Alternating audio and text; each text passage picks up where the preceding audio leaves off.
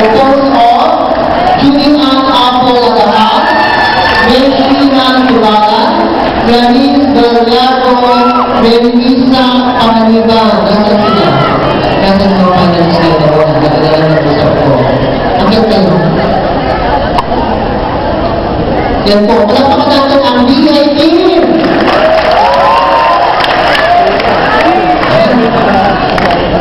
Hindi lang muna. Tayo na mga sa. Okay. The BS Criminology Team.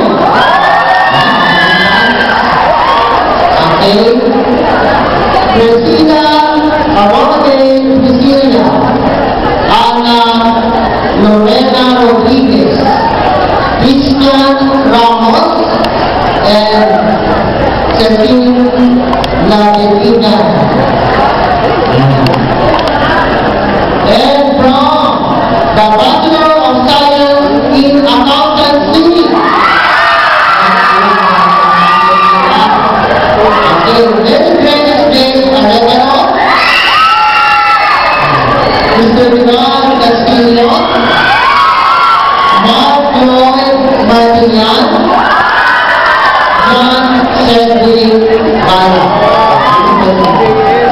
Kapangyarihan pa natin mga accounting students.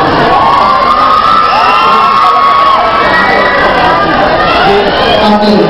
Last preliminary period elimination round for our second annual PLMAR Day at sila po ang mga finalists natin. Ang mga nagalaman sa mga ito ay PLMAR and BSBA ay papatawanan. Okay, palakpakan natin silang lahat. Sana ito lang nagandaan sa pagbuungan ng PLMAR Debate Society.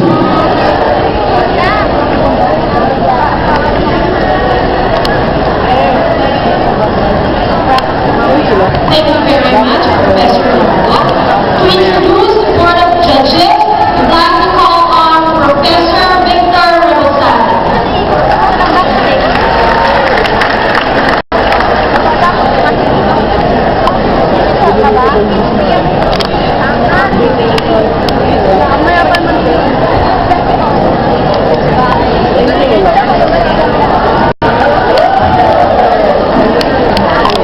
Good morning, ladies and gentlemen. I am deeply honored to be given the task to introduce to you our distinguished panel judges for the second annual PLMAR debate. Our first judge is a graduate of Bachelor of Science in Psychology at the University of Santo Tomas, also graduate of Bachelor of Arts in Education, major in Guidance and Counseling at the Roosevelt College, Marikina. She is a licensed guidance counselor. Ladies and gentlemen, please welcome the lady of values, grace, and intellect, our very own Mrs. Cherry M. Cruz.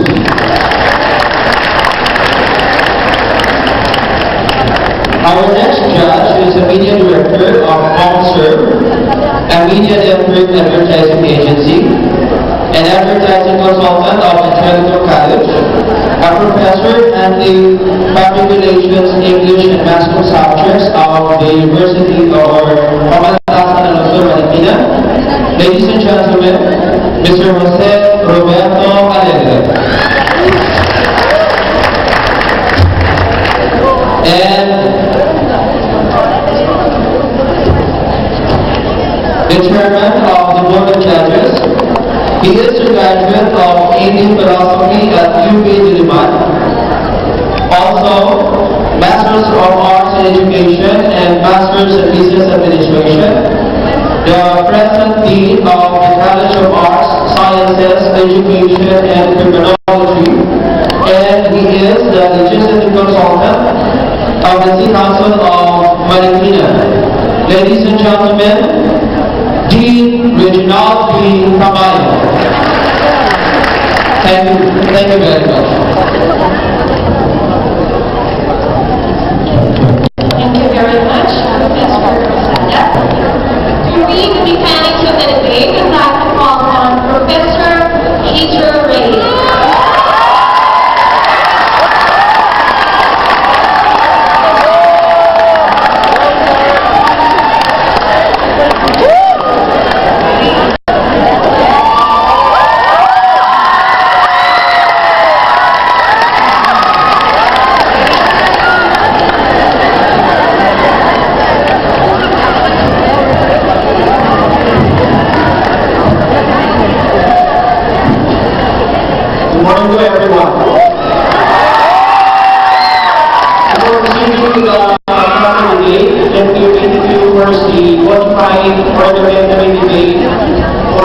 policies.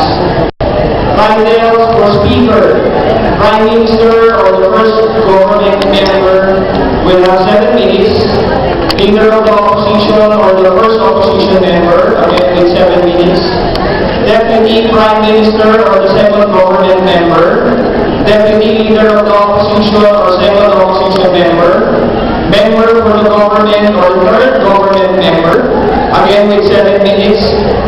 Member for the opposition or third opposition member, government whip or fourth government member, and lastly, the fourth opposition member, again with 7 minutes. Meaning to say, we'll have both sides will take 8 turns for the speech. Okay, for the points of information, means of interpellation. Parliamentary debate is an extremely active and interactive enterprise. The speeches are occasionally interacted with electors from the audience and by points of information from the opposing team. The interactive elements that demands specific attention are points of information, points of order, and points of personal privilege.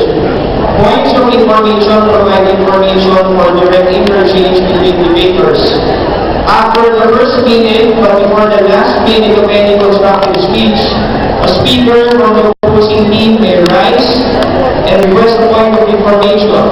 Speakers may request a point of information by a variety of means, by standing and saying, "Point of information, please," or on that point, by rising and placing a hand atop the head, by rising and extending a hand, or simply by standing. Any of these means communicate to the speaker that their opponent is requesting a point of information. The time for a point of information is taken from the speaker's time. Whether or not to accept the point of information is at the discretion of the speaker holding the floor. If the point of information is accepted, the opposing team member has a short amount of time, that is a maximum of 15 seconds, to make the point. The point can consist of a direct question or a quick statement intended to refute some point the speaker is making. Whether a question or statement, the point of information should be clear, crisp, and persuasive. Immediately following point, the speaker should respond directly to the question or statement. Delaying the response may be seen as a sign of weakness by the judges or audience. Without further ado, let us start with the debate proper. Before the debate, the government and the opposition have decided that the terminology, it will be the government side and the other side will be the opposition. Okay? So let me repeat out again that the speaker will have 7 minutes for the speech and the time for the point of order will be charged against the time of the speaker. Okay? So let's start. The first speaker of the government side.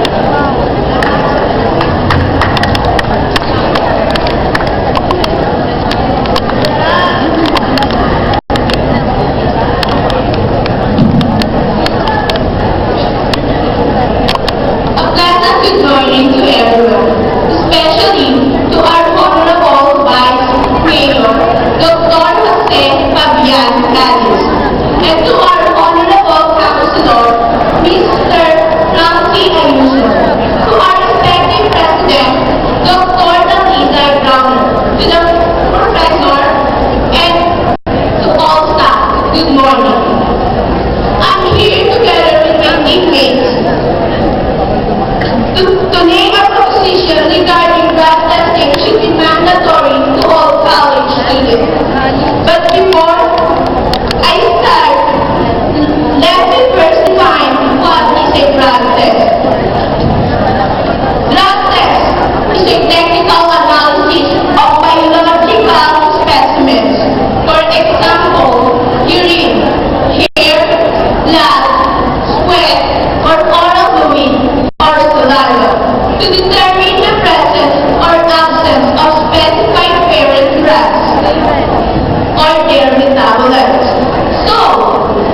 there a need for the school to mandate to all college students the drug testing? Yes, because school is considered as second home. It has the responsibility to protect the student. It is the place where the students' attitudes, characters, views about societies is molded and enhanced to become a productive member of the society. This is the duty and the objective of the school. But how will the school fulfill their objective and duty if some of the students are using illegal drugs? Would this student be a productive member of society? No.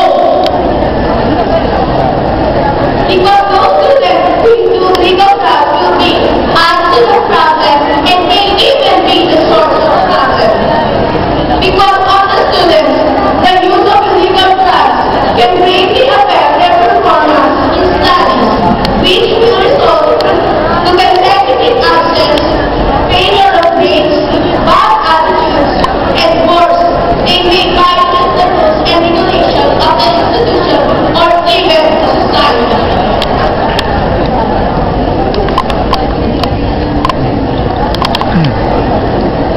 That's why the school or campus organizations and student council must actively participate in the prevention and or deterrence of use of illegal drugs among students.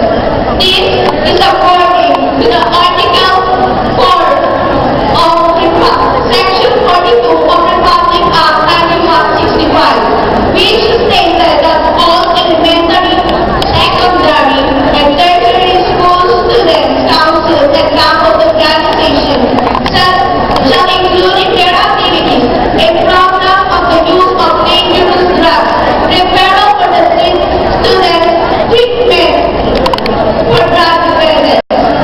But this must be imposed fairly, and to mandate drug testing to all college students will make it just. But all schools should be drug-free, and it should be safe health. Information accepted. Point of information. Why it is indeed to be mandatory drug testing? Are all the students are using drugs? You're not clearly listening to me, Miss.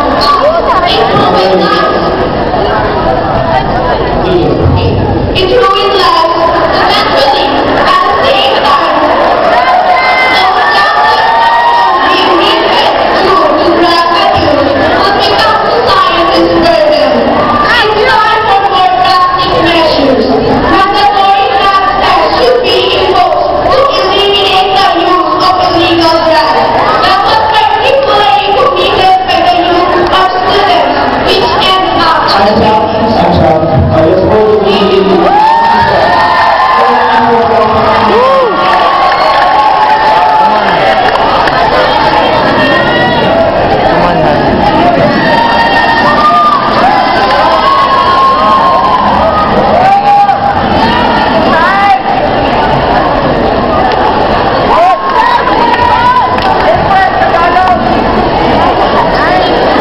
Let's go to the English name.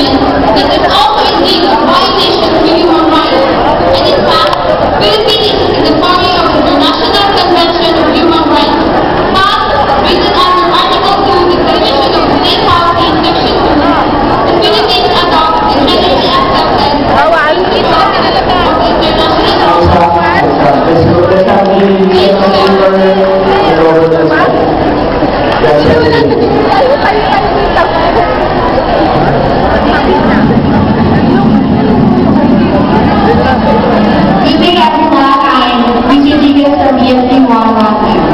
Despite the government's continued efforts to pursue a vigorous program of action, drug abuse remains a growing problem. The Philippines become one of the major shipment points of the international syndicate. Indeed, drug abuse is such a threat that is prioritized in every law and policy of the public law. Yet, despite all these policies, laws, and other forms of ammunition, the problems remain. From small temperatures to big temperatures, individuals engaging in drug trade are still pushes the drug traders are still roughly counting their money away as the number of abusers, especially the youth. The youth nowadays particularly engaged in these drugs are to be guided because there is a high level of curiosity that makes college students try illegal drugs. This way mandatory drug testing is illegalized for college students, being mandatory for the determination of the use of illegal drugs. So, we should how do you ensure that mandatory drug testing is accuracy, effectively, free, serious preventive measures by which chronic drug users being used?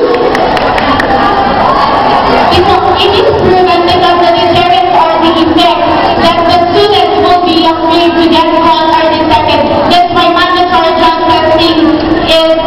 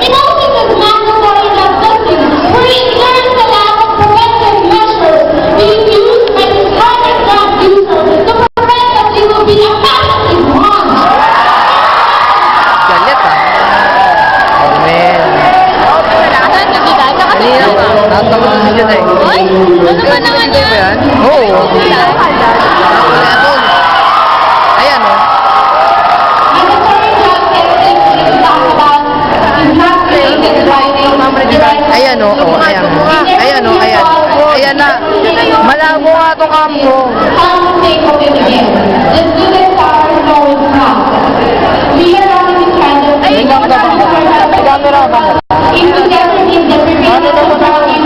Picture mo naman sila. Teka, sa'yo ako, di ba? Thank you. Picture mo sila. Eh, baka hindi umapapagod ka lang sa layo. Sige, ako lang. Ito ay picture sila. Galing mo, pre. Dati May. Ha? Ate Sheila. Yung, president ng JMMA. Ah.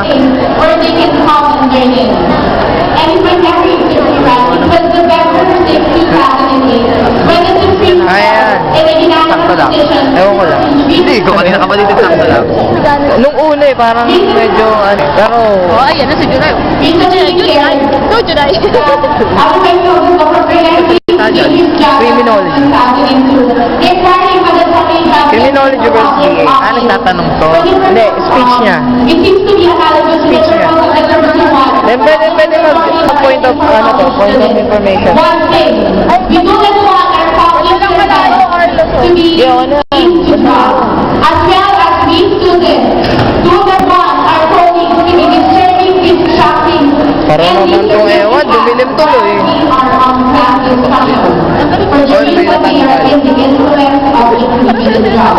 The board taking note of the proliferation of prohibited drugs in the country. Nice. Particularly the youth and the school children. Ito nga, ang dilim-dilim mo. As the victim. It stated that until a more Hindi ko alam eh. Hindi ko siya may magsalita. Tapos na, unang-una siya, nakatak na, di ba? Isa pala nakakapagsalita dito, dalawa na, pangalawa na yan. Sige, tapos na. Oo, unang-una. Oo. Asan ba kayo?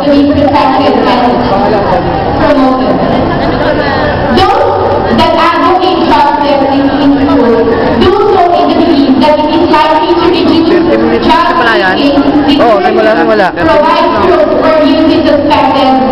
Assess harder users to remain abstinent. Reassure parents that the school is doing something. And I also made reasons that the need for drug testing to at least minimize the illegal drug use is substantial enough to override individuals' privacy, interests, and under the premises. And according to Executive Secretary Eduardo Ermita, there will be no violation of human rights. Ano, mandatory drug testing. Would be strictly confidential, and anyone who violates the guidelines could be held liable under the law. The committee is 30 minutes na. sila pala ang criminal administrators to protect the rights of the students, teachers, and officials to be tested.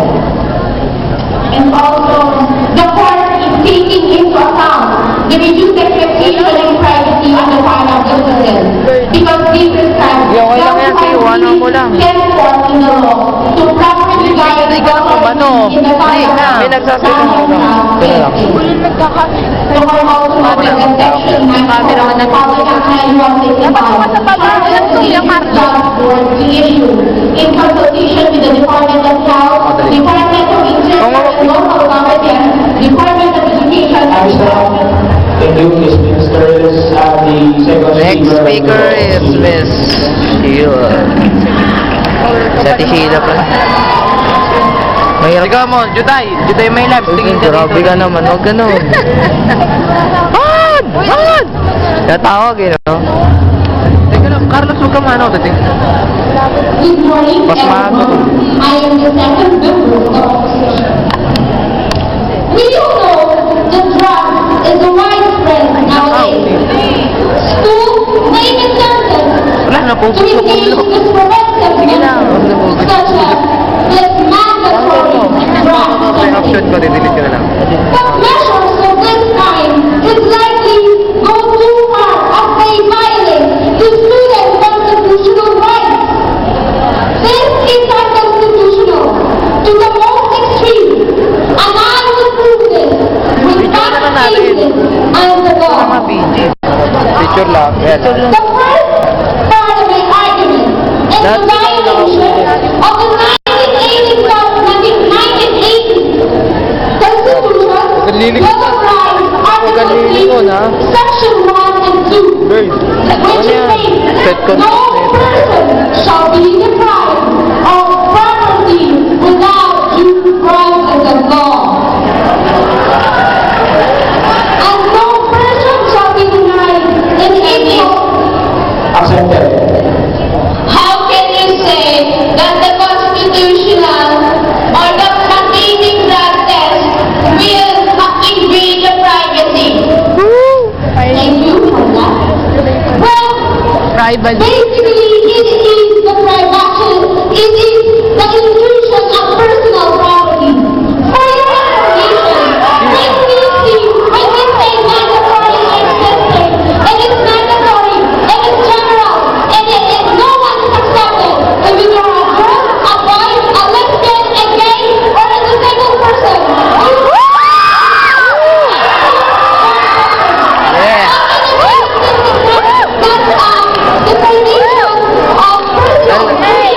Huwag mo video ah, wala nang memory yan, pre.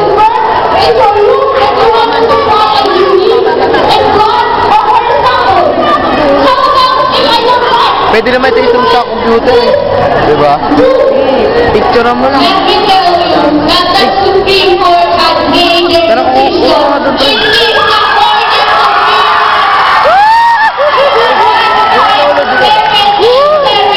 It is Tidak bayar.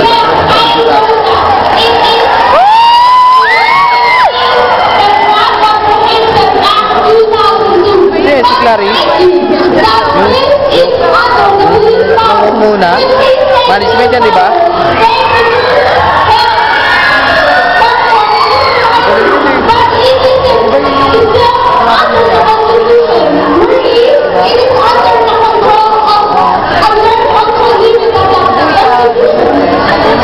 Let me tell you again, me. What we are for the general resolution is saying that there is no constitutional or other rights violated because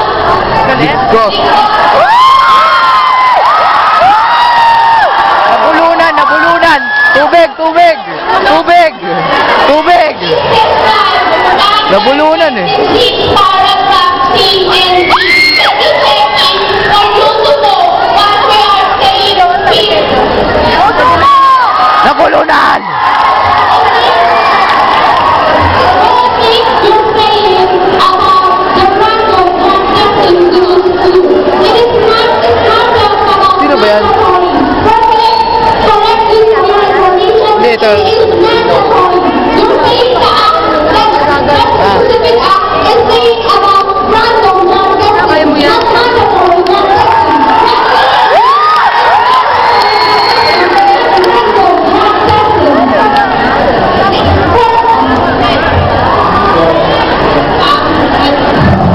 Never made service. Already had 3 state consortium. Okay. Oo nga eh.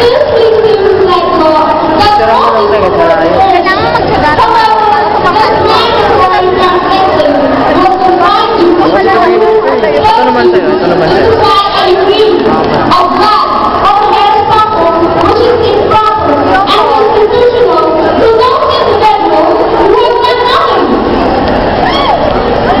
Manakatingin ka dito, dali.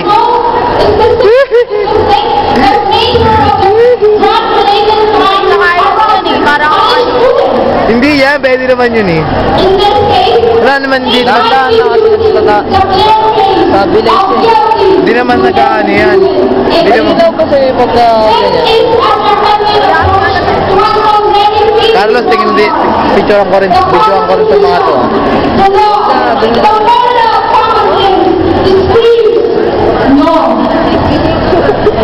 Now, for reference of an actual case, to make solid this argument and show that it is granted as constitutional, I shall present to you the case of New Jersey versus PLO 1985 case. PLO was a 14 years old high school Christian student that was most smoking in school bathroom. Ba't si Judy nakasali?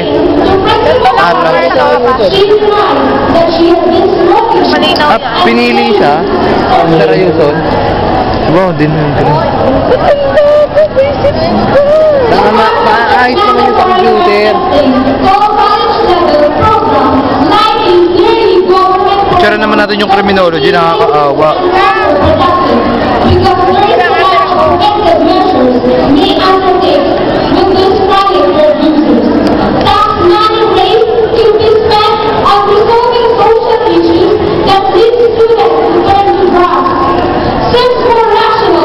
Carla, tingnan mo. Dalawa lang sila, dalawa. Yan. Yan. Unsatisfied result. Let's face it, if there is current knowledge of youth, neglect Can you speak earlier, 7 minutes is up. Go to the government side, third speaker.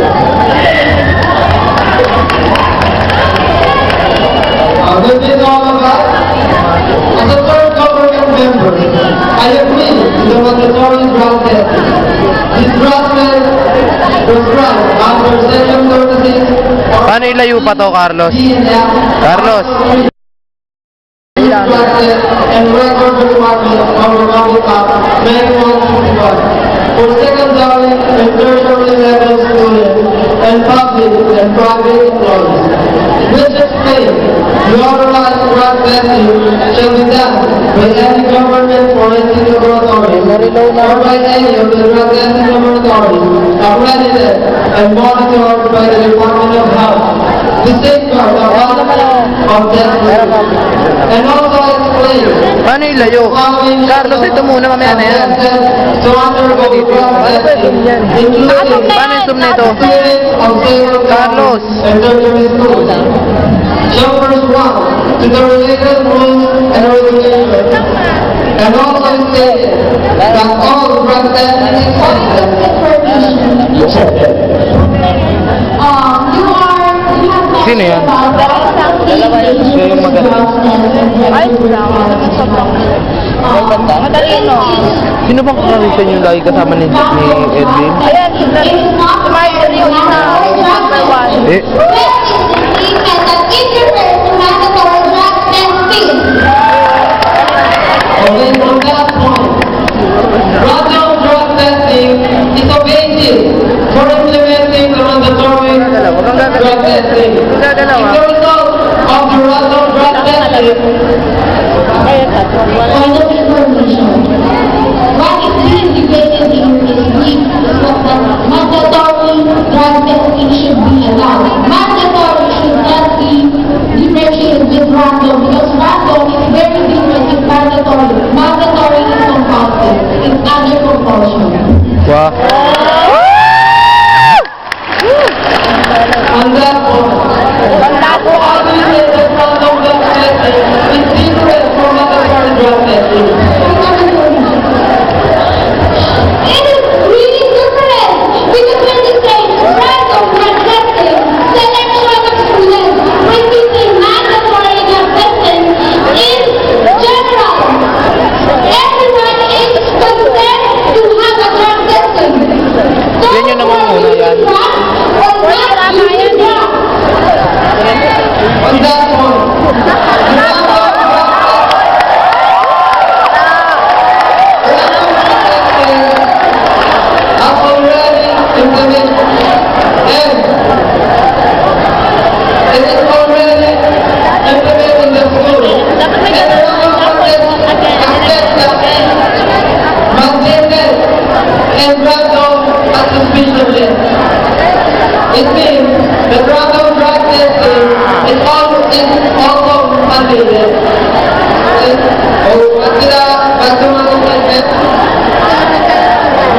It is stated in the Section 36, Paragraph 58 that all drug testing expenses, whether in public or private schools, under this section will be borne by the government. Mandatory drug testing to all college students Oy, ayos kayo, boy. to stamp out illegal drugs and safeguard the students from the harmful effects of dangerous drugs. Serve as a deterrent for the students to use one of any of the dangerous drugs. Dila dito ako And na. of course, for the security of the school and its administration. Carlos, doon tayo. And another than to lessen and minimize Ay, the no, use of drugs. It will stop out illegal drugs. Why? Carlos, doon tayo. Because Carlos, requiring students to undergo drug testing will serve as Pupunta a ako. one-way Punta yung Carlos. step Ako na. for fighting and Lulubat na ako, possibly pre. terminating the growing rate of victims of dangerous drugs in our country. Tanga isama mo. By the use of an integrated system of Tama mo yung nag-ano. implementation and enforcement of this resolution. Mandatory drug testing will serve as a deterrent for the student to use one of any of the dangerous drugs. When drug testing will be one of the requirements of the school, it will affect a psychological fear of the student to use drugs from the fear of being detected. They will realize that using drugs is an hindrance for the most in life. Uy, pakap And based on the statistic of Philippine Drug Enforcement Agency, that's the law now, the number of rates of the drug offenders in the country decreased because of random drug testing. But if ever it will be mandated to each and every student to undergo drug testing. And also one of the objectives of this resolution is to secure each of every student of school and its administration. Can you focus in your lessons and studies if your sibling is a drug addict? Can you decide well when each of every your answer will interfere with an ongoing process of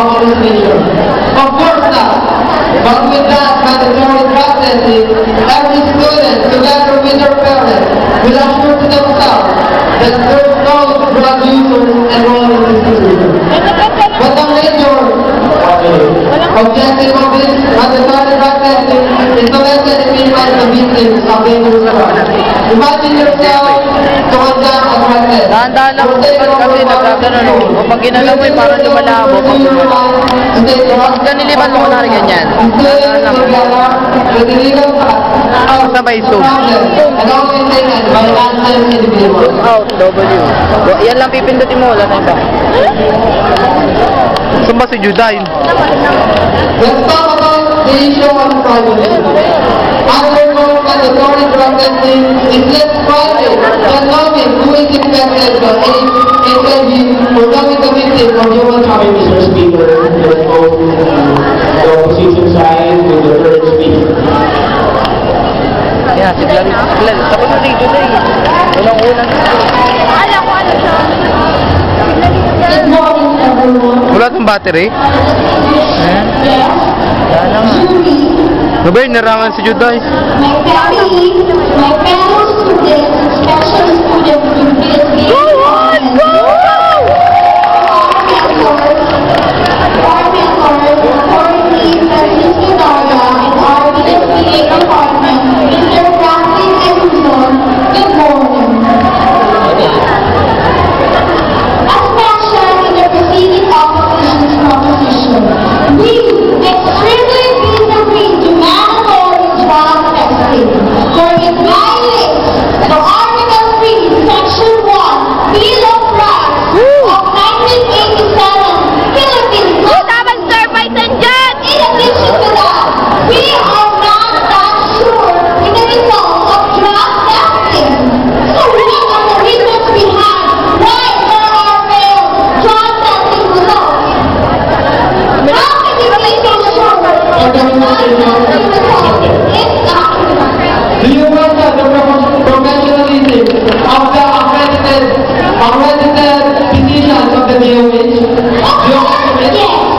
Yes, because there are cases where the government suspended the licenses of 7 drug testing laboratories here in Manila. Satisfied?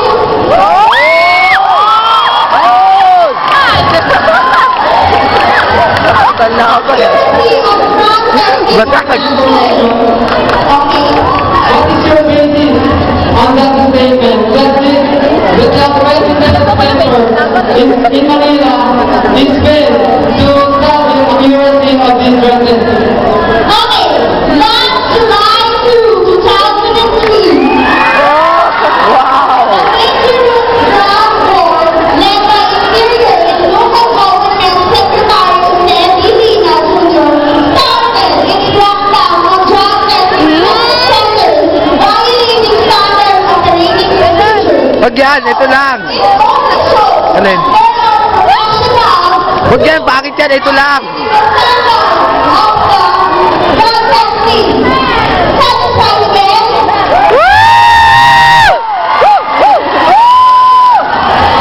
Wala siyang kayabang-yabang ano. Siyempre ganun talaga pag ano, para makita ka kalaban.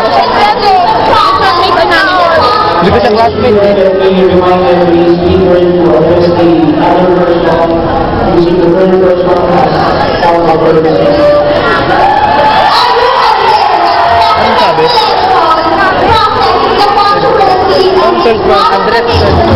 Parang address.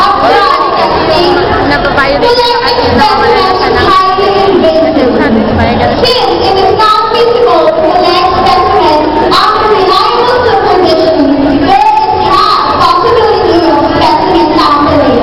How? There are many methods, including drinking a sample water. Information please. What is the law? We should ask if we are conducting mandatory drug testing to the schools. Why, if there's, or like the license, if we are getting license, we need the result of drug testing, which is very starting to the applicants. What is the law? Ma'am, what is the law? What is the law? What is the law? Oh man, what is that? What is the law?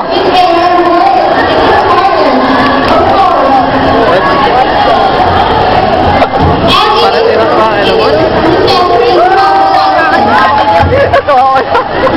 What is the law? What is the law? What is this? Rakraki.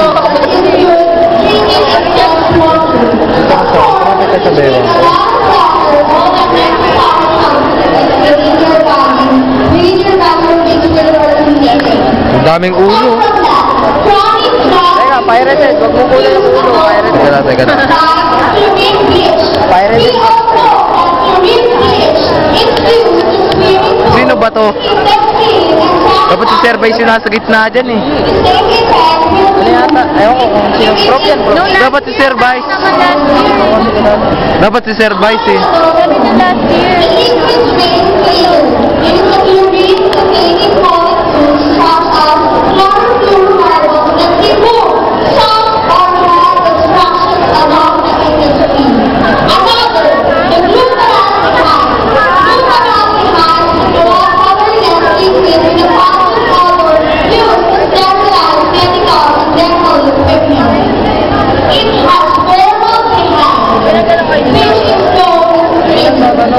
Yung sagot niya.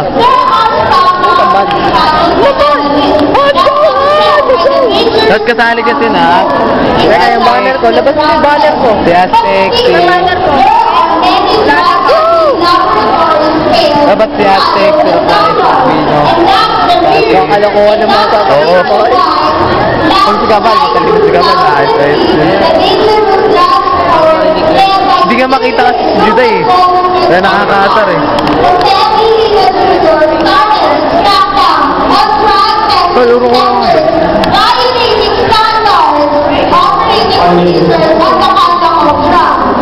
Ang tao? 1 minute.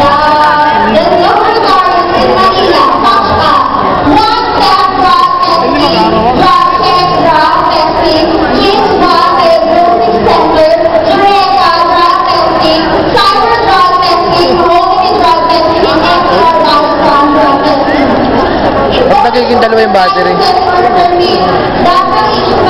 Lulubat na oh.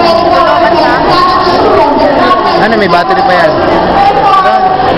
Ano mo? Sir, paano? Anong battery niyan? Double A? Ano? Ano na? Tara, battery na para dito. To each of us, especially to the judges, the instructors, my motivators, and all of us here at Marikina Teatro, especially to my classmate, criminology. Again, good morning. Sorry, to our honorable Vice Mayor and Councilor. As the government who is here in front of you, give show present, deliver all information you collect and congregate for the state of this event. The issue is about drug testing be mandatory to all college students. Let me read to you what is running out of our own Republic Act, which are a number 19165. Based on the written laws of Congress of the Philippines, World Congress, First Regular Session, Republic Act number 9165 of June 7, 2002, and that institute the Comprehensive Dangerous Drug Act. Information.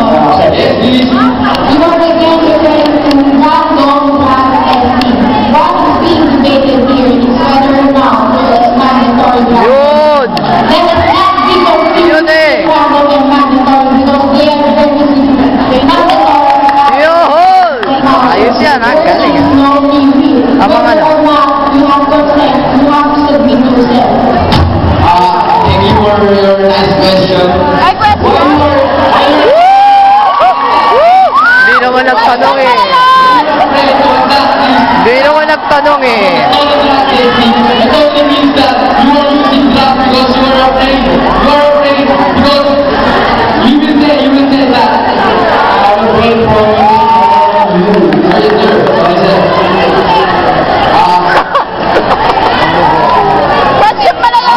Mandatory drug testing, according to Article number 3, Section 1 of Bill of Rights, when in fact, the random drug testing has been passed by the Supreme Court, when it also pertains to students who are randomly picked Ano oras pa kayo nandito? to undergo the drug testing. Now, let me continue my speech. Authorized drug testing. Oh. Students of secondary and tertiary school, students of secondary and Dire-diretso lang ako dito. shall be performed with the related rules and regulations. Sabay. Hindi, nauna siya kasi sa baba siya. Dito ako sa taas. Puno na sa baba. If you're not doing something, if you're not doing something, then you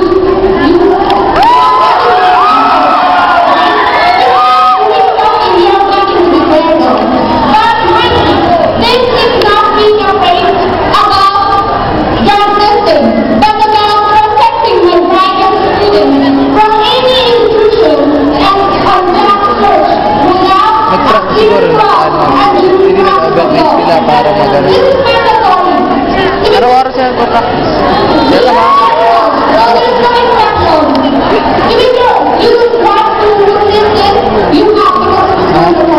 Araw-araw na po. Nagalang ginagawa. Maybe your if you are trying to question me, Mr. Timer, kindly stop the time. I will answer his question. Kung po natin timer to stop the time, let's continue with your speaker, sir.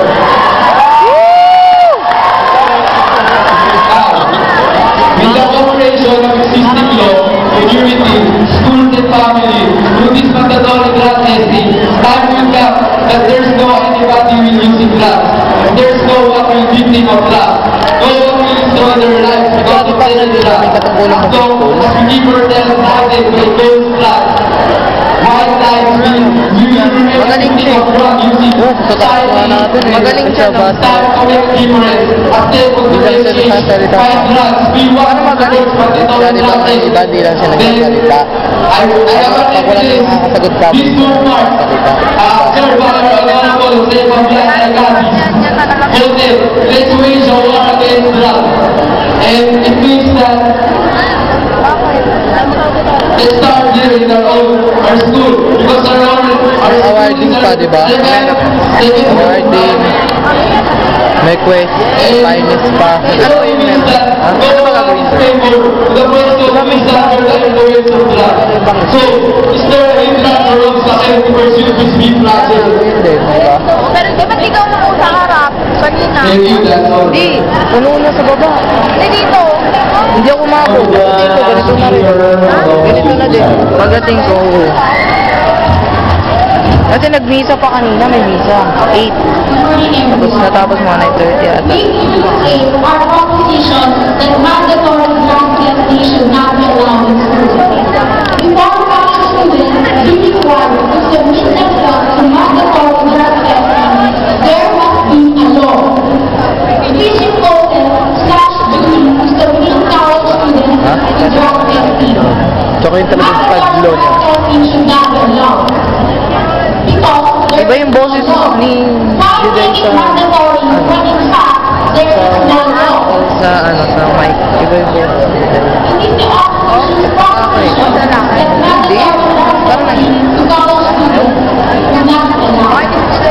ano ka ba? Siguro kaya siya pumesto sa gitna yun. Ayaw niyo mapicturean, mabidyoan. Diba? Sunod-sunod yata yan. Hindi! Uli si Ate Panganiban, dapat sa unahan siya. Diba? Di ba kanina nakapusan? Oo, ba't siya umalis? Siyempre, ayaw niyo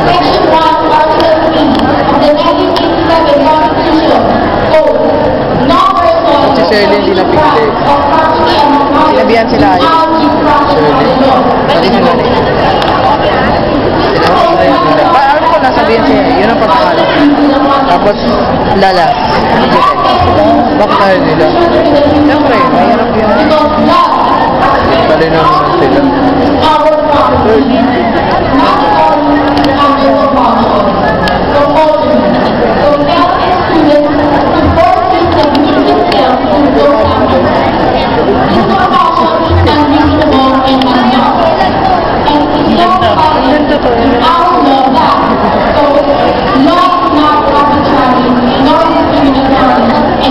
May iyak ko.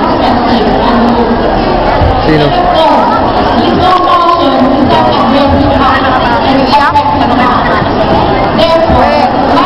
Doon ko lang, grabe ka naman. Ay, baka sumamag sa akin. Napagod mo po, baka pwede tayo. Let me tell you again, requiring mandatory practice indeed is within the prerogative of educational institutions. It is more as a condition for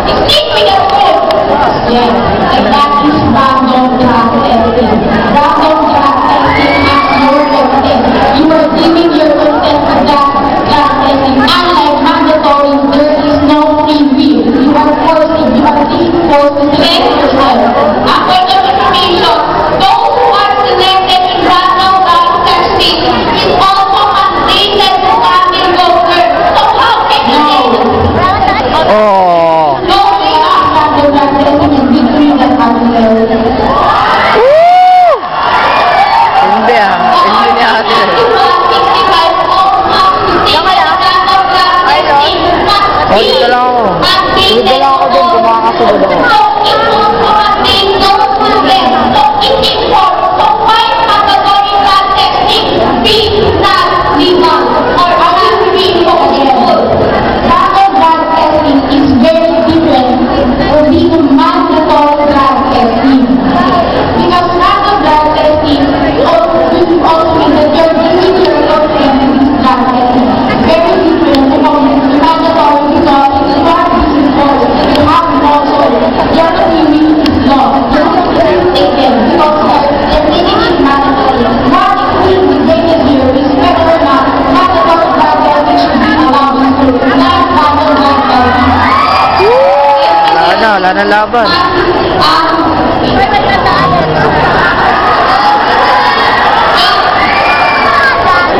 An issue that you are pointing out is your right under the Constitution. But it agrees that a public issue of health, which is our concern, because the safety of the students is more important than everything. Let me just make it this clear here. The opposition has no against random blood testing. What we are debating here is the mandatory. We don't like mandatory because there is no review. We have no against random blood testing. Only mandatory blood testing. This is specialized. Everyone is not random.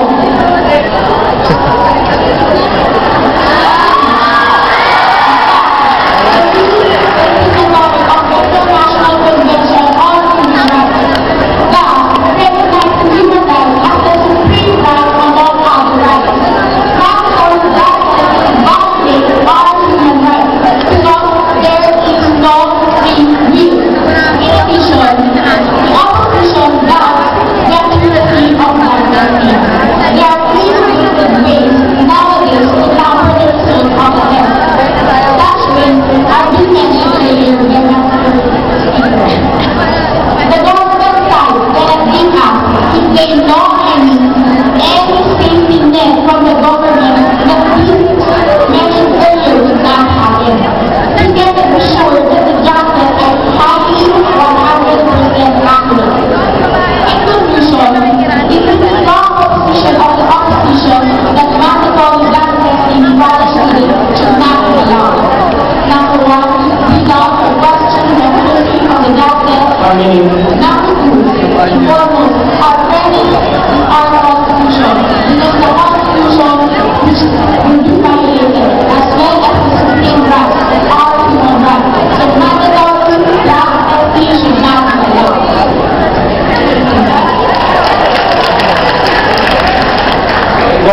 Thank you everyone. Thank you the 8 speakers for both sides. That ends our first part of the debate, and we'll have the next debate after the tally. Thank you.